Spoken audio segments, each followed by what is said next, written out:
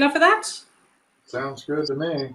Perfect. That's brilliant. Okay, so we've just hit 7 o'clock. So I just want to welcome everybody on behalf of the Endometriosis Association of Ireland, and we're very, very proud to present Dr. Andrew Cook, who's founder and medical director of the Vital Health Institute in Los Gatos, California. And as you know, Dr. Cook is a renowned gynecological surgeon and a pioneer in treating women with endometriosis using minimally invasive surgery. And Dr. Cook's compassion is one of the things that sets him out. Certainly in our line of work, we see his website brings us great information. I have to promote the books. They're absolutely fantastic and something that I would absolutely recommend for everybody to get. Links are on the side, and at the end we'll post a link as well to purchase them. He is joined by Libby Hopton as well, who's Director of Research and Evidence-Based Medicine at the Vital Health Institute, and also of the Endometriosis board on Facebook and Endopedia on website with Dr. Redwine as well, so known to probably most of us on here this evening. And of course, a special thanks to Margaret Sterner for all her hard work in getting this organised, and for her absolute patience. I know she's hiding. There she is. She's been absolutely. Okay. I've been told to show my face. There you go. Hello. You're welcome. Thank you, Kathleen. And Margaret has been an absolute star. The whole team at the Vital Health Institute have sent us numerous copies of the books to distribute to our members and supporters, and they've been very, very much appreciated. And you didn't come here to listen to me rabbit on. You listened to me 364 other days of the year. So I'm going to hand you over to Dr. Cook and to Libby, and we'll start this evening's question and answer session. Thanks, Kathleen, and yeah, I appreciate the comments on the book, and we're actually working on a third one to kind of round things out on the integrative care and diet and all that lifestyle issues that come into play with endometriosis. So hopefully this summer, but as things usually go, I mean, definitely by the end of the year. That would be fantastic. We look forward to that. So are you going to ask me questions, or how's the format working? Yeah, we have a list of questions here from our followers, and I think the first thing that we really want to get across is we know that excision is the gold standard, and we've sort of strived to have excision here in Ireland. But one of the questions that we have here, is it inevitable that endometriosis will return at some point, even after expert excision? Or is it just in a case that we get longer pain-free time after having excision? Yeah, I think that the concept of is it possible to go through excision of endometriosis and have it go away and never come back is absolutely valid. And I think from our data, it looks like the majority of cases that's the situation. You know, I compare it a little bit to say a stage 1 or 2 breast cancer, where if you get it early, we know that like a stage 1, 95% of the time it's never going to come back. 5% of the time it will. So if 100 people underwent treatment, we know that 5 of those at some point would have recurrence, but at the time of treatment, we wouldn't know which of those 5. So we have to wait and watch and see. I think truly, you know, with endometriosis, it's not a malignancy, it's not a cancer. But I think we have to view it as such when we're treating it surgically. It's, in my opinion, really, it's if you can get around it and really get all of it out, then it's gone. And it's the chance of it coming back is very, very small. But we have no chemotherapy. We have no medical treatment that will actually get rid of endometriosis. Lifestyle therapy, we'll talk about that over the hour. I think it's very, very important in the overall treatment of the patients, but it's not curative. Just like, if you had a person that came down with some kind of cancer and they adopted a very healthy lifestyle, it's going to be helpful, but it won't necessarily get rid of the cancer. And just if you think of, like, if you had a mole that was looking funny and you want to get it excised or treated, no, they just wouldn't burn it or cut around the edges. There's a little bit of normal margin of normal tissue because there's microscopic disease. I think that there's a variety of different bits of information we have that that's the same thing, that there's the visible disease, and Libby and I have talked about this a bunch, and it comes down to magnification, how close you look, how close you are, and what really constitutes visible versus invisible. Is there such a thing as invisible? We've done this thing in electron microscopy studies, but the long story short is if you truly do wide excision, truly appreciate all the different appearances of endometriosis, then the chance of it coming back is quite small. I mean, over 12 years, I think we have. I think it's been confirmed in 7%, probably under. I mean, the problem of getting a reliable figure on how many patients out of every 100 will have recurrence at some point is that you have to follow them up for a long time, and we don't look inside patients who do well don't come back for more surgery. Most patients don't come back for more surgery because they feel good. We know the disease and the symptoms aren't the same thing. So someone might feel wonderful when maybe they do have a tiny bit of endo still, but who knows? You'll never know. Or there might be someone who has the surgery and then they still have pain, or they have recurrence of pain, and we find no endo. So it's and then there are some who maybe a little bit of disease is found.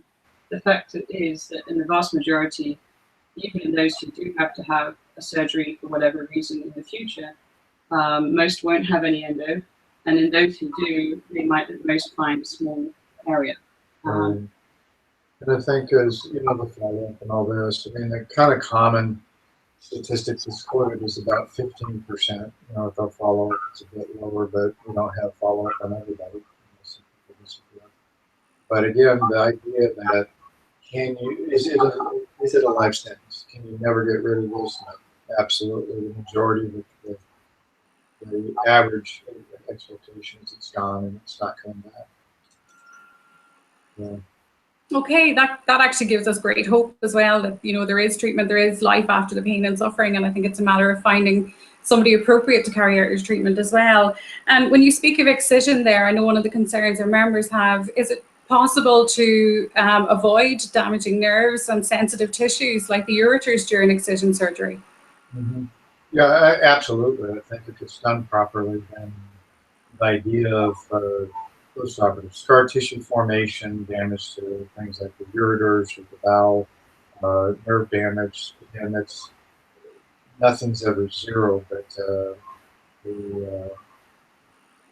it's not a problem for the most part. In 25 years, I think there's one patient that I've had that's had a prolonged inability to urinate with very deep dissection, but it's 1 in 25 years, so it's not zero, but it's very close. So I think it's a little bit hard to describe without actually bringing everybody into surgery, which might be pain sometimes.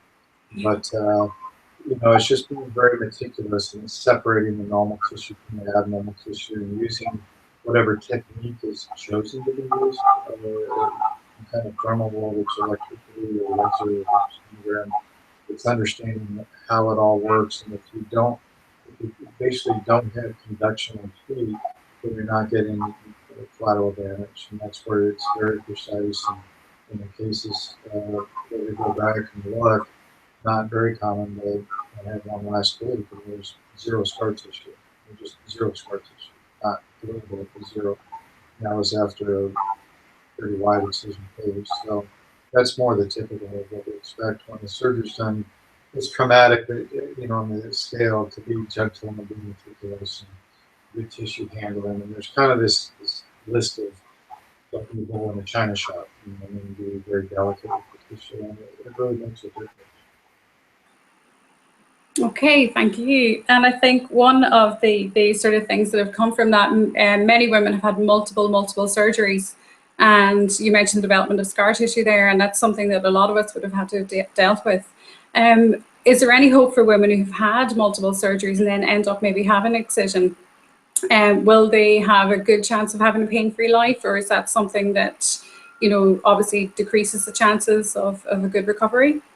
Yeah, I think there's probably a couple of questions in there. One is, like with excision, on average, if we see people with massive effusions, whether it's related to endo or not, and across the board, my expectation is they have about a 50% reduction in adhesions with each surgery.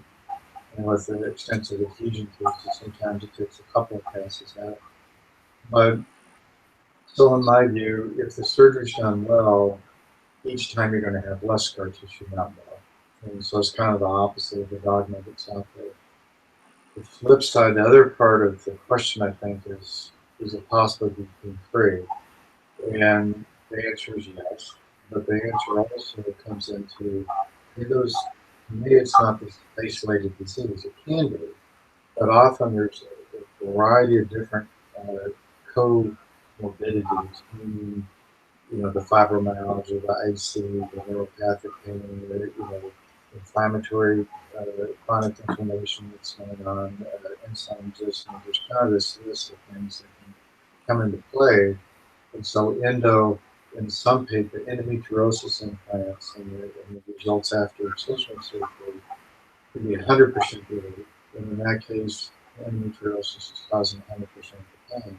Other patients, it may be endo's only giving 50% of the symptoms. And there's other conditions that are going on at the same time that need to be diagnosed to successfully get patients feeling better. So that, and I'll stop there. I'm sure we'll talk more about it during the next hour. But yeah, it's possible to be pain-free. It's important to have the right surgery. Excisional surgery is not 100% of the answer. And that's why we have a comprehensive approach that we have. Okay, thank you. Dr. Cook, can I ask you just to speak up slightly or to come closer to the microphone? I think we're losing a wee tiny bit of audio on you there, if that's okay. I can speak up. Thank you very much. The next question that we have on the list here is with regarding to hysterectomy. A lot of women are offered a hysterectomy, and while we know it's not a cure for endometriosis, the question is, does it lessen the chance of endometriosis coming back, or is it totally unrelated? Yeah, I mean, probably unrelated, really. I see so often that patients are told they've been through surgery, multiple surgeries, they're not doing better, so then the next step is the hysterectomy. And if you're with them without going over yourself. But either way, again, the treatment of endometriosis is removal of endometriosis, not the hysterectomy. That kind of gets into the next question of where does endometriosis come from? Is it retrograde menstruation, or is it fertility? It's not. Celomic metaplasia, in other words, embryonic cells that are there, and once they're exposed to estrogen later in life, they turn into endometriosis. We don't, ultimately, nobody knows for sure. But, the data, there's not really good data to show that if you just do a hysterectomy, then that will give you better results for endometriosis surgery. You can have adenomyosis, there can be other factors that play in why that the uterus is a pain generator, independent of endometriosis. So there's certain times where doing a hysterectomy is very appropriate.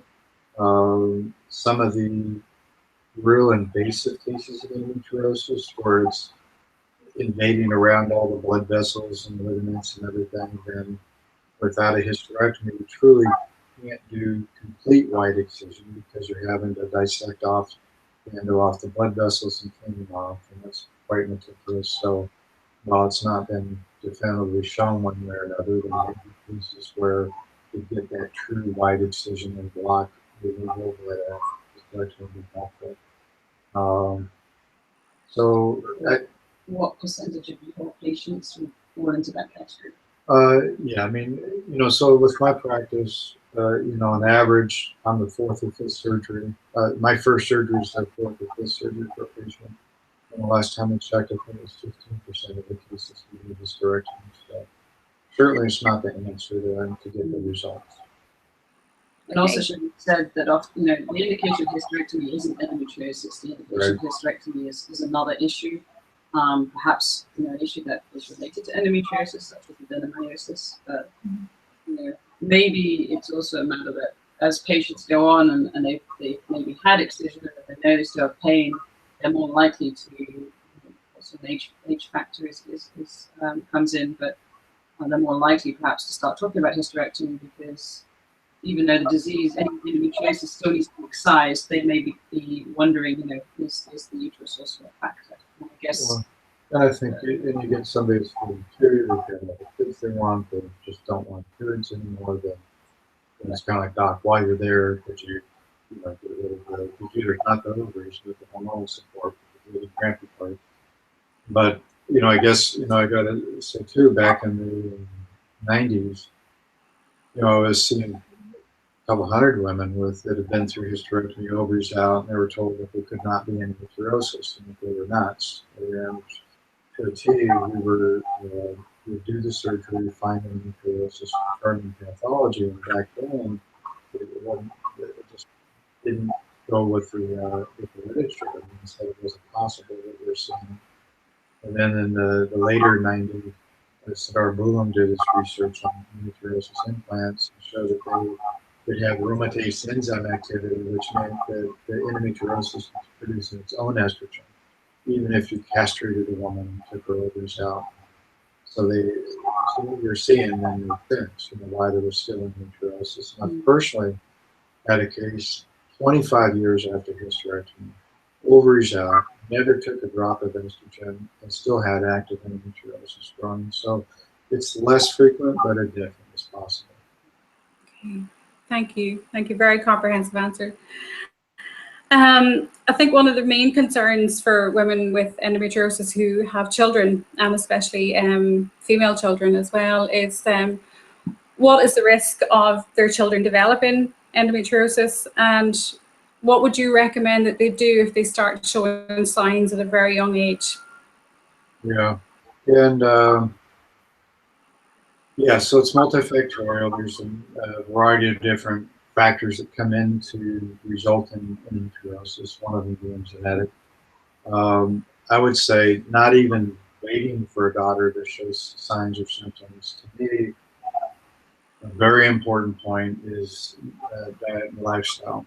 And, you know, at least I don't know about Ireland, but here in the US, we have so much processed food, and it's high sugar, high simple carbohydrates. We're exposed to a ton of xenoestrogens, which means compounds that have estrogen-like activity, that are estrogen with the BPA and plastic. And so in work, there's a book by Dr. Furman, F-U-H-R-M-A-N, called Super Immunity. He talks about phytochemicals and estrogens. I'm sorry, phytochemicals. And, you know, that's what gives all the vegetables different colors and stuff. And so if you eat a low inflammatory diet, that's to me, that's going to make a huge difference. And that's the best chance of avoiding endometriosis and early on, you know, establishing these habits. So it's hard to stress enough how much difference that really makes in the body. And what we're starting to understand is that there's this chronic inflammatory disease. And it's this low-grade chronic inflammation that's going on in the body that results in most of the chronic disease we're seeing in Western society now, whether it be heart disease or high blood pressure or diabetes, or, and I would argue endometriosis as well. And so if you look at that genetically, there's, you know, people a little bit short of going back to endometriosis, but the human microbiome is the bacteria that's in us and around us, and it actually outnumbers us 10 to 1. There's 10 bacteria cells for every human cell. Genetically, you know, it's 3.3 million unique bacterial genes in the microbiome versus 24,000 human genes. And so that's where I think we did a thing on the Endovalley, a blog on that, talking about all the symptoms. And yes, that can be direct endometriosis, but it can also be the microbiome that's off. And we've been doing quite a bit of research the last couple of years and actually doing the genetic sequencing of the microbiome.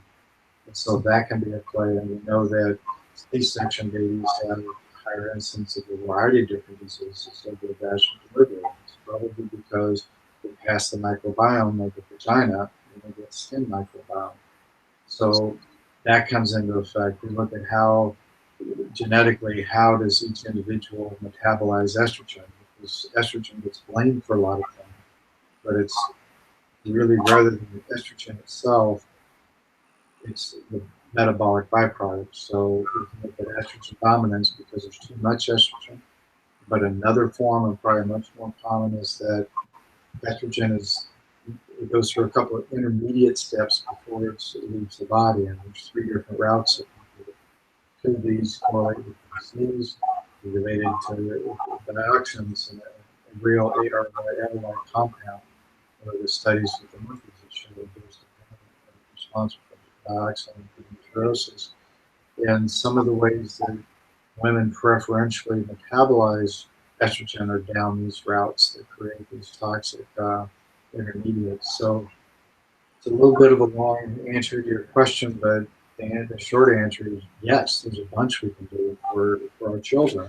And first and foremost is from beginning of life, don't give them, bottled milk that's cow's milk and something they shouldn't be having, and maybe exposed to a variety of different pesticides and hormones and stuff. They can keep a good, natural, plant-based diet, and you're going to be miles ahead.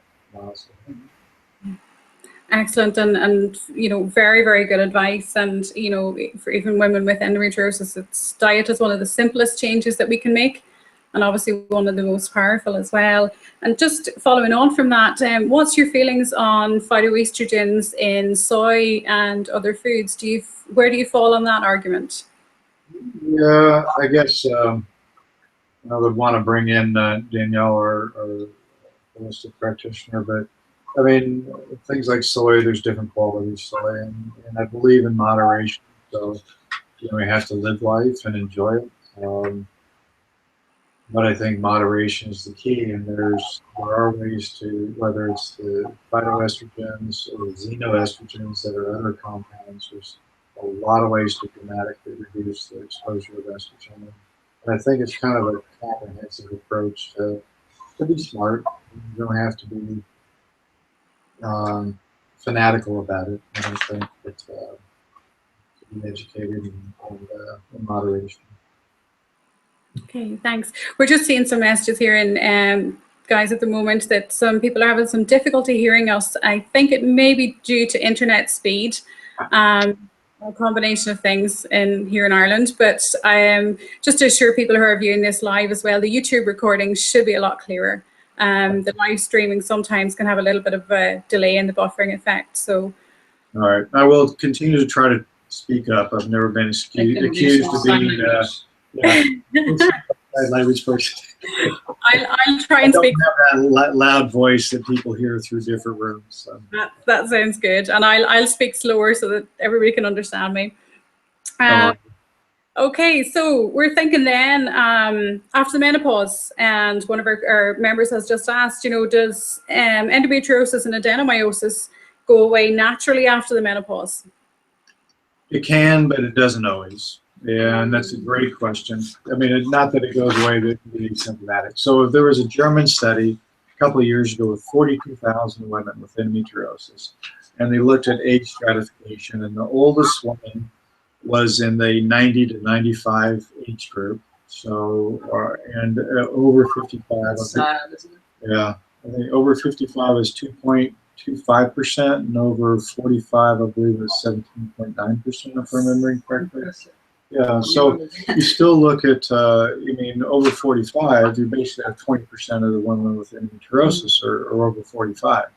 So, could it get better after menopause? It could, but, at the same time, if I have somebody that's 8 years out, I try to tell them, you may get to the end of the 8 years and you still have symptoms. And that's the flip side, whether it's natural or surgical. I've seen tons of people, Lupron, hysterectomy, ovaries out, with very active endometriosis. So the idea that menopause is curative is wrong. It just is not correct. Things. The disease doesn't just disappear. It's to do with how active it is, and how active it is will determine how symptomatic you have. So imagine like you have a lawn, and your ovaries are doing stuff. The lawn's being fertilized, but the ovaries might stop working, so there's no fertilizer, but that doesn't mean that no one's going to die. I mean, maybe if there's a drought, but you're still having rainfall. You know, it's Ireland, so you know it still rains enough to keep the lawn going. Imagine it like that. It depends on how, you know. It's not about whether it's still there; it's about whether it's still bothering the person, whether it's still having symptoms. Well, it's kind of like when you're doing lupon. It's a temporary suppression. It doesn't get rid of the lining of the uterus. You know, it comes back as soon as you get estrogen back. And even with lupon, some people still have very severe symptoms, and their endometriosis is quite active. But it depends on why they're having pain as well. I mean, say the disease is encroaching on a nerve, or you have an endometrioma that's kind of pushing against stuff. It doesn't really matter whether the actual glands are secreting. It's more a mechanical. I guess. I mean, it's That's a good point too, because you know, basically you have non-invasive endometriosis, you know, stage 1 or 2, and invasive where you get the scarring and the retraction and fibrosis, and that all is a pain generator, and that's not going to go away after. Because they found that in the studies where they look at women, which women are most likely to have pain despite having their ovaries removed, which kind of is, you know, is a surgically induced menopause. The ones who are most likely to start pain were the ones with invasive bowel disease, basically the severest forms of the disease. Where you have anatomic change. Yeah, and then maybe more potential for aromatase generated. You know, So for question. for postmenopausal women then who are or even for post castrated women, what is the best form of treatment? Okay, so they're still suffering pain, still suffering symptoms. So should we you know, advise them to go along and look for excision at this point? I think with somebody that's seen a bunch and done a bunch of this, yes. You know, because it's a double whammy in that now you've had surgery, you should be feeling better. Now you're in menopause, you shouldn't have endo, and those are both misunderstandings, you know, but the woman faces that uphill battle, and the reality is, yes, you can have endo, and yes, it has to be treated. And then, I guess, probably a good time to mention also that when you get into these multiple surgeries, and whether it's postmenopausal or post-hysterectomy, I'll see often where surgeons will say, well, there's post-operative adhesion formation from previous surgeries. Well, perhaps, but often that's actually a combination of endometriosis and adhesions, and these fibrotic changes contains endometriosis. It's not just scar tissue. So I see where it's written off that it's just something else. And anything abnormal, whether it's scar tissue, endo, combination of it, that all needs to come out, you know, during surgery. It's a vicious circle, because often women will have their reproductive organs removed, and if they still have pain, the doctors won't consider it gynecologic anymore, because you have to have, in their minds, you have to have a uterus and ovaries to be a gynecologic patient. And I think part of the solution to the problem is informing doctors, or making doctors more aware of the fact that it can be a problem. This disease can be a problem that persists, you know, post-menopause. Another thing that is interesting is that some patients will actually experience a worsening of symptoms during perimenopause, just because the estrogen levels vary more widely during that period of time before they drop.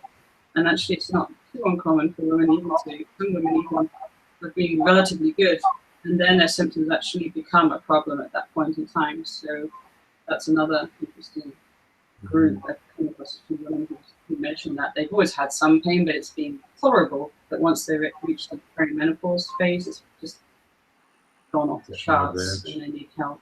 Yeah. Okay, thank you.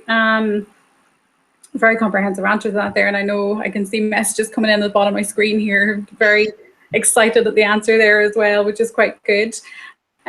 Just want to touch on adenomyosis. And do we know the incidence of women with endometriosis that also have adenomyosis? And would heavy menstrual flow be the key sign, in addition, obviously, to the pain symptoms? I don't know that we do. Adenomyosis is such a variation. You know, it's such a continuum. I think you can have a little bit that's hard to diagnose. The ones that are the size of a basketball, it's easy to tell if they have adenomyosis. It seems to vary. Like I've heard people for 30% of women with endo have adenomyosis, But I've also seen a study where I presume these were patients who had both endometriosis that was possible to detect on imaging and adenomyosis, and they found in those cases there was like a 70% of these women of one study where they did I think it was ultrasound or MRI, they found adenomyosis, but these may have been women with more severe disease. There seems to be a correlation between the more invasive endometriosis and adenomyosis. But the problem is, if it's really subtle, you're not necessarily going to have any idea unless the woman has a hysterectomy and it's, the pathologist happens to do a thorough examination of the tissue. Otherwise, it could just, may never be known. Right. Yes. So yeah, I mean, certainly get the cul-de-sac obliteration, the bowel adhesion up to the back of the uterus. Often there's invasion into the uterus, so technically it's adenomyosis. That's a different animal. Kind of a different disease. Yeah.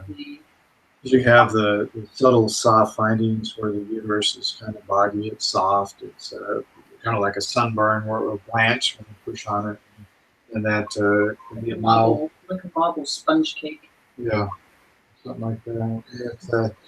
So it's not the easiest diagnosis to make. In my case, it's part of what we do ahead of time. The day before surgeries, we'll do a transvaginal sonogram and do it myself. That's one is a pain mapping tool.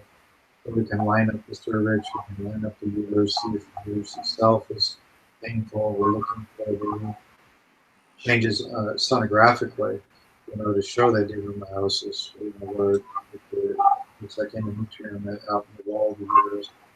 And all those is suggestive of adenomyosis. We're looking for an adenomyoma, where you have a collection that can actually be sized and beneficial. So, I mean, heavy flow, it can be, but there's a whole list of things that can cause heavy menstrual flow in addition to adenomyosis. So. And have you seen adenomyosis in teenagers? Is it just something for women who've had babies already? Something that can affect any age? Any age, I would do one with very aggressive adenomyosis. What do you do when you have a young woman who has a womanhood ahead of her, may want to have a family, doesn't want to have a hysterectomy? What do you do in those cases? Yeah, I think, again, lifestyle stuff, trying to get estrogen metabolism good, minimize it, look at the possibility of some type of hormone suppression. If there's a collection with the adenomyoma, then you have an area to go after and aggressively resect. Try to watch it over time. We check to see 1.5 that's all there is to watch disease activity. It's really an active management, trying to be proactive rather than reactive. And there's a pre-sacral-neurectomy. To cut the nerves between the uterus and the spine. Does that help at all? It should. I mean, you're ahead of me at Johns Hopkins. I did a prenatal endocrine fellowship, did a study with the first step in the and they stopped the study early because they felt it was unethical with treatment for midline pain. Yeah. But then the question comes up: how often do we create a valid bladder problem? The data in the literature is not doing that. It's very mixed. Some show very low, some show very high. In my experience, I think I have one patient I know that had very significant constipation, and so I tend to be relatively conservative in using the pre-sacral neurectomy, but it's an option. So it looks like adenomyosis then is probably subject to the same theories as endometriosis. Is this laid down at the coelomic metaplasia level when we're being formed as embryos? Or does it develop later? I think it's, having seen some of the things presented at the World Congress last year, was it the year before last? Year before last, wow, time flies.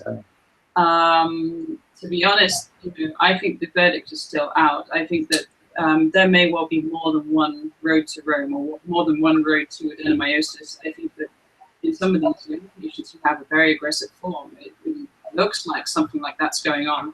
But there are cases where it's possible that there is a process where the adenomyosis is very close to the endometrium, and where someone has had multiple children before, there could be two groups that could be two or maybe more diseases. Could be that for endometriosis too. Yeah, it most probably is. I mean, it's very hard to find a theory that really kind of fits the whole picture. And, if we have all these different bits of information and trying to assimilate them and explain and make sense of them, it's really hard, actually. There isn't really a simple, everyone wants a simple answer, but yeah, there's very little in medicine, I think, that's straightforward, and I think endometriosis is certainly up there with one of the more complex, I think, as well. Another question that we have here, back to our sort of surgery for endometriosis again and excision. Have you ever come across a case where endometriosis is too deep to be fully removed? Have you ever had to leave a piece of endometriosis behind? The short answer is no. Okay. Yeah, it can get very deep. We've, carved it off of the sacrum, the tailbone. I mean, I've seen it extremely deep, but just go after it. there might be cases where a patient maybe doesn't have symptoms, or where the risks, you have to, I mean, I'm not talking about your cases, actually, more cases I've encountered online, where a patient isn't really suffering from an area of disease, and removing it could pose bigger risks than maybe the benefit. In those situations, they might elect to, it could be removed, or they might decide to wait and see how they do by, keeping a bit more conservative and having the rest removed. But it really, it's not about technical. That's really almost a whole different discussion of relatively asymptomatic or aggressive. What's the best approach to treating that? In theory, it can be removed without really unacceptable complication rates or anything like that. In most cases, I would say. It's just, again, it's getting around the disease, seeing the limit of it, because wherever it is, it's just right up to the border of diseases. Okay. One of our members here as well, rectovaginal endometriosis is quite severe, multiple surgeries. And her question is, why does the rectum keep attaching to the uterus? Is there likely to be missed endometriosis in or around the bowel, in the Petra Douglas area? Can you offer any sort of opinion or hope on that one there? Yeah. So again, I don't know the specific case, but in general, it's removing all the disease. So there can be disease in the back of the uterus, there can be disease in the bowel, and it's truly getting all that dissected off. I think that adhesion formation, this was a discussion we're having with Libby a couple of years ago, is why are we seeing such good improvement or reduction in adhesions in the cases we're having? And it's not proven, but I think it's a combination of several things. One is the idea is to try to minimize conduction of heat, because that kills off tissue. It's not all apparent, but you have a zone of necrosis. Yeah, zone of necrosis. So the tissue looks okay, but it's going to die off. So if you see a video, look at the AGL, there's some videos you watch, it looks like, Texas barbecue. It's just black inside, and that's just huge amount of tissue destruction, and that's going to set up inflammation, I think, scar tissue. So it's excising. It's using, whether it's pure cut electrosurgery or like a carbon-13 laser that I use, you're getting vaporization, which is turning the water in the cell into steam, and that literally, it's gone. It's like putting your finger through a flame of a candle. It doesn't get burned because there's no conduction. But if you put your finger on a clothes iron and leave it there, the longer it's there, the more the burn on the finger will be. And that's because of conduction of heat. And so it's gentle tissue handling, keep the tissue moist, to be dry. So it's being very precise, getting the tissue dissected apart, not having conduction, and then that it's dry, that you don't have a bunch of oozing afterwards. And then with all those criteria, the use of the interseed, I think, is helpful. And so there's always a risk of scar tissue reformation, but it should be less. And after 3 surgeries, definitely it shouldn't be there. So easy to sit here in the sofa and say shouldn't happen, but somebody else's surgery. But in general, it's our expectations. But with the posterior cul-de-sacs, so they've got the rectum and you've got the uterus, when they stick together, my understanding is if they're densely stuck together, that's often a strong indication of underlying disease. And I know that after the surgery, those two planes of tissue kind of sit next to each other. So I guess they could become attached, but if the adhesions aren't filmy, if they're really dense adhesions, especially if there's a thickening seen on the imaging, maybe an MRI, maybe just an ultrasound, or maybe just on the exam, the doctor can feel an area of nodularity. You know, and if she's still having pain, because if they're stuck together and there's nothing there that's causing inflammation, because they normally sit together, that shouldn't hopefully cause pain in itself. But she's still feeling the same pain. It's certainly, given the history and given there being repeated findings of disease in the area. The thing comes back to the same thing. If there's a lot of scar tissue and fibrosis, that in my experience, it's usually endometriosis. So it's just difficult. It's a difficult area to successfully excise, especially if it's complex case. So I think eventually you get there. But to me, the ovaries are the hardest thing to keep coming down the cell wall. And I guess the ovaries are the most difficult, Dr. Cook, because you're trying to preserve women's fertility when you're operating on the ovaries? Because they lie right on the side wall. So, even if it's all cleaned off of the ovary, the side wall, you dissected it out, you have clean tissue, then there's a higher incidence. Not that it will happen. I think majority of the time not, but that since the ovaries are lying right there, sometimes we use a dissolvable suture to kind of tack it up a little bit, hold it up so that it can heal over and the suture dissolves and gaps and stuff. But usually you can get the cul-de-sac. It may take a few tries, but you should be able to get it cleaned out. Okay, good. That's good. Hopeful answer as well for us. And just when we're speaking about the area of the ovaries there, one of our questions that we've come through there is with regards to the fallopian tubes, and it's a sort of a fertility related question.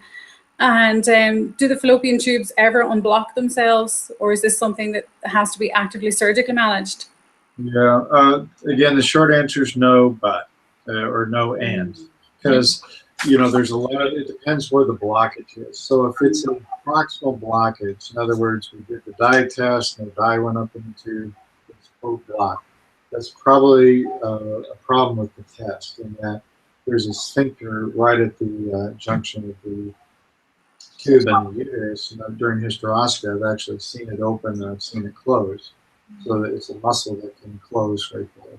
So if the dye doesn't fill up the tube, usually that's a problem with the test. The tube's actually open. It's just a false negative on the test, or a false positive, whatever you look at it. If the end of the tube's blocked, then again, is that the tube itself, where the fimbriae are gone and it's actually scarred shut, that's not going to open.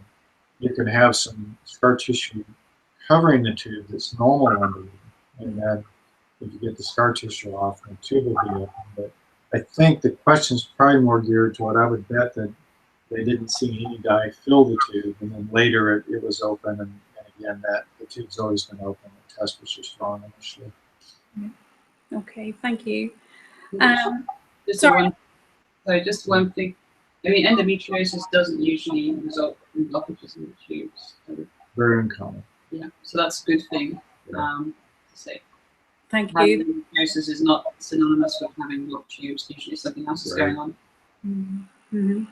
That's good. A good point to add as well, because a lot of people are usually misinformed on that point as well, that they're told that their endometriosis has caused that problem.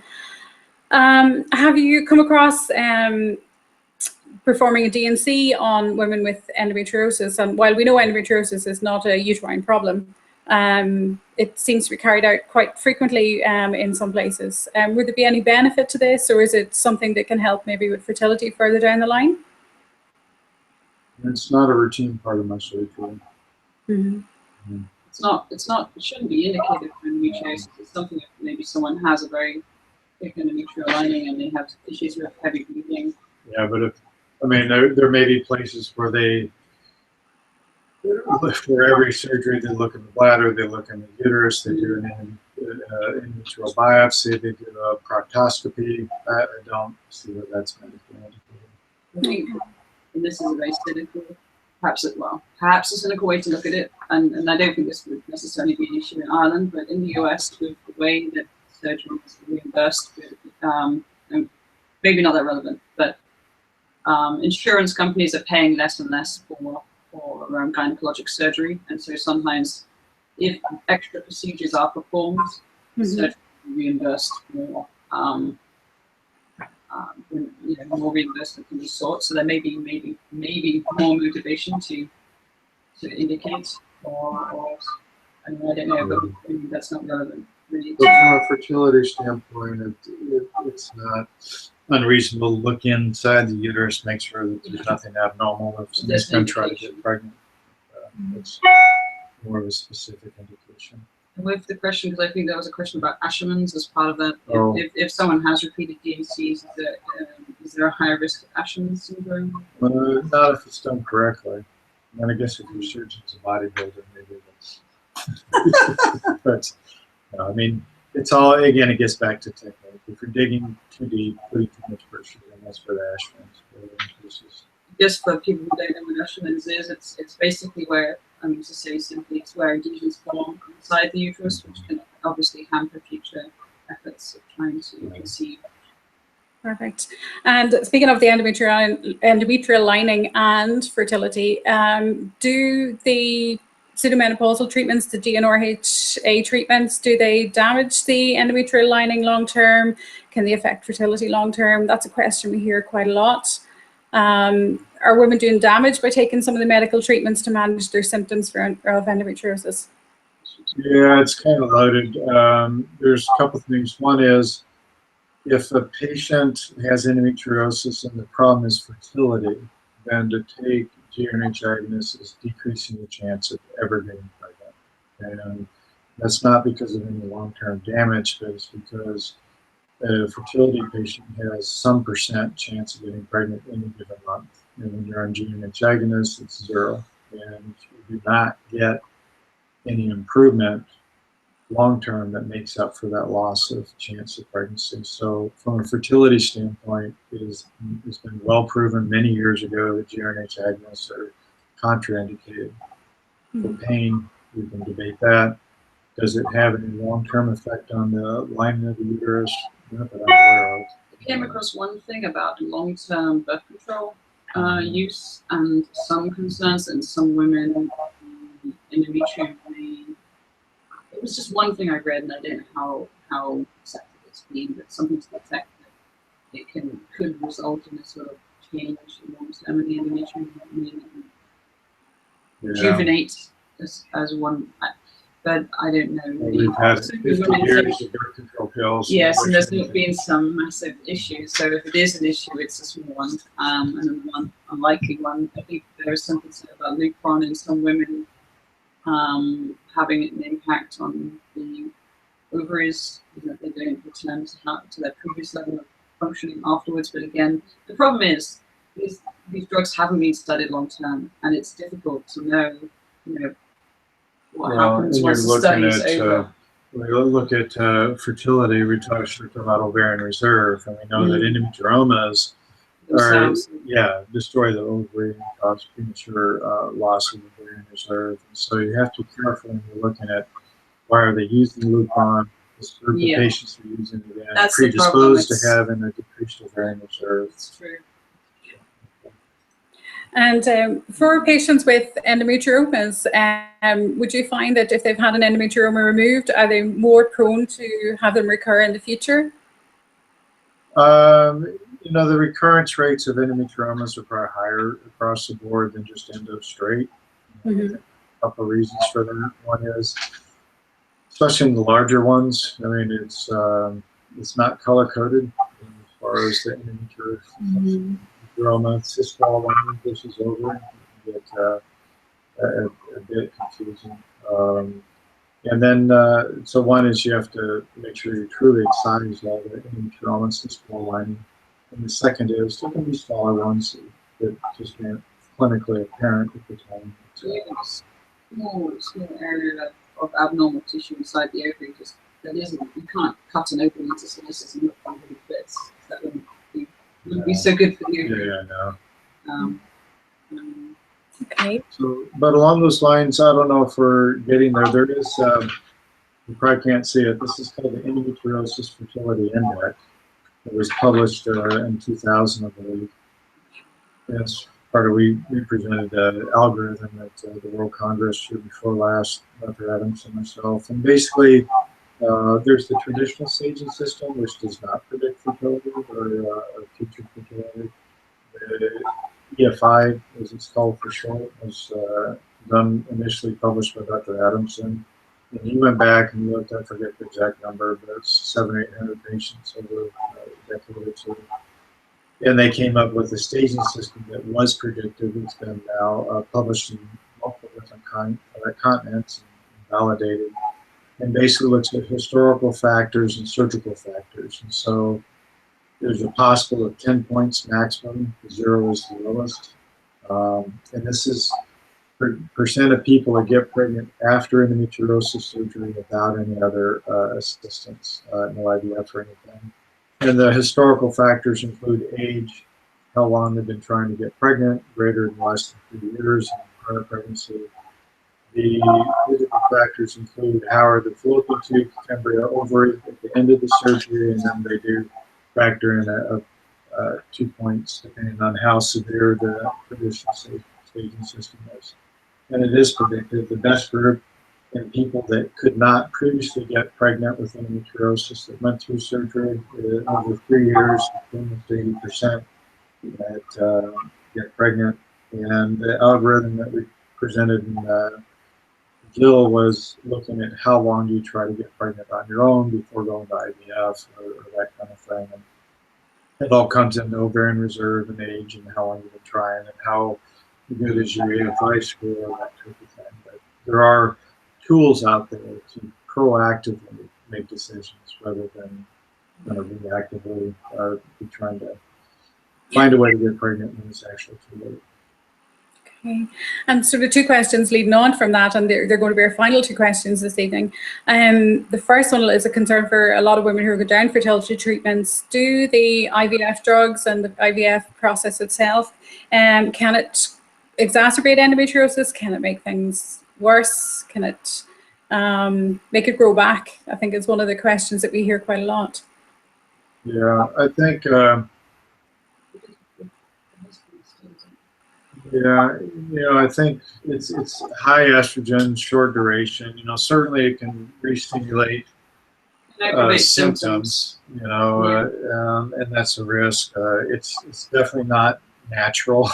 You're using a lot of drugs and chemicals and stuff. It's not an easy treatment for someone to go through, even if they don't have endometriosis. But if you have endometriosis, you might, especially if it's not been fully removed, you might expect to have an increase in symptoms, perhaps during that duration of the treatment.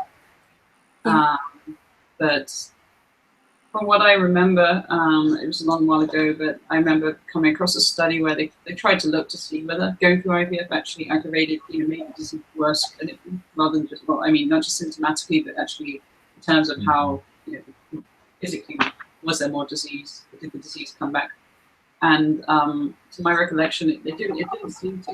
It didn't seem to actually have any actual impact on whether the disease, came back or. Right. I mean, this is, for the most part, we're probably talking a decade or so of disease process. So a month of extra estrogen, I think, could stimulate symptoms, but probably not a huge change. She went through 20 rounds of IVF. Yeah. But I suppose it's something to keep in mind for women who are starting that process. And the final question this evening is that women who've had extensive surgeries and most recently, I suppose, excision around the bowel and a lot of bowel surgeries, if they do become pregnant and they're in early pregnancy, is there anything that they should look out for? Are there any higher risks becoming pregnant after such extensive pelvic surgery for endometriosis? I don't know. Generally not. The biggest thing is getting pregnant. There may be showing minor increases, but for the most part, I think it's not. Okay. For the most part, not. I think the only 2 things that stood out, and these are very low risks, but just mentioned by a Japanese representative in World Congress 2 years ago. If someone's had shaving from the back, from the cervix, and from the back of the uterus, say they have invasive disease of the cord sac, and it's had this, the wall of the uterus may be thinner, and there may be a slightly increased risk of a rupture, and that's when uterus tears, which is a major complication, but it's extremely unusual. And it's not necessarily going to happen during the birthing process. It could happen before, and it could be an indication for a C-section instead of a natural delivery. But this is really an exception. This is a really exceptional thing. You'd have to really be carving in the back. This would be in a patient who had very, very severe disease, who had extensive, maybe they had, an adenomyoma, an area of uterus removed, and they would likely be told this by the surgeon. This isn't something that you wouldn't know, and that would come up. And then, as far as the bowel is concerned, there've been a few cases in the literature of women who have an area of disease in the bowel that hasn't been fully removed, an invasive area, so a big nodule, where the effects of the high estrogen levels during pregnancy actually seems to have maybe a shrinking effect on the nodule and a bowel rupture. But again, this is a really, in the history of the world, we're talking like 20 cases. This is very unusual. And again, these patients would know something was going wrong, and they basically, if you don't feel well and if something unusual is going on, this is the case for any pregnant woman. Just go and seek advice. Pregnancy is probably the most one of the riskiest things anyone will go through in her lifetime. There's whole textbooks on different things that can go wrong during pregnancy, but I think the take-home message for women with endometriosis is to get pregnant. It's just the normal precautions, but really, for all practical purposes, you're in good shape. Normal pregnant woman. I didn't mean to scare anyone. No, it's very good, and it's good to raise that as well. But I think a good takeaway message from that is to make sure that your obstetrician liaises very closely with your gynecologist who's done your surgeries, and that you're very much up to date with your own medical history and bits and pieces, so you can fill in any gaps for them as well. We're coming very, very close to our time here, and I have to say this has been very, very enlightening for me, and I'm looking forward to listening back on YouTube so that I can concentrate on the answers properly. I'm nervously reading them here, trying to get myself ready for the next question. So I hope everybody's found this very useful, and we very, very much appreciate your time and all the efforts that the whole team there puts in to helping women with endometriosis worldwide. We regularly share articles from your website. They're always very well received, and we send out the links to all of our new members as well for your books. And we certainly find that the most recent one, the survival guide, is one of the most practical books I think we've ever come across in endometriosis, and I can give it to anybody and they can understand it within a few minutes, and I absolutely love that. And thank you very much, guys. It's fantastic. Well done with the graphics working on it, so thanks to everyone. And really, I have to say, just to comment that it is such a team effort. I'm so blessed to have all the people here that we work together, and Margaret, Michelle, just everybody. It's almost a dozen people here that are all very passionate about trying to help them with endometriosis redeem their life. So. Fantastic. Okay, thank you very much, and thanks to Margaret again for getting us organised on this, and hopefully we can do this again at some stage, and it'd be great to chat to you. And if you ever get a flight over to Ireland, we'll try and find you a hospital to work in. That's good. Really appreciate the opportunity. It's been great talking with everybody. Fantastic. Okay, thanks very much, and enjoy the rest of your day. Take care now. All right. Bye-bye. Bye-bye.